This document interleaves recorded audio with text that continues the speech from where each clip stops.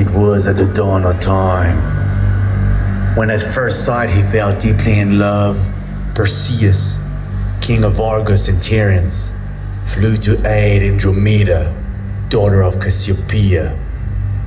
Thus, riding Pegasus, he saved her from waters and from the jaws of a sea monster. Together, they lived in Argolis.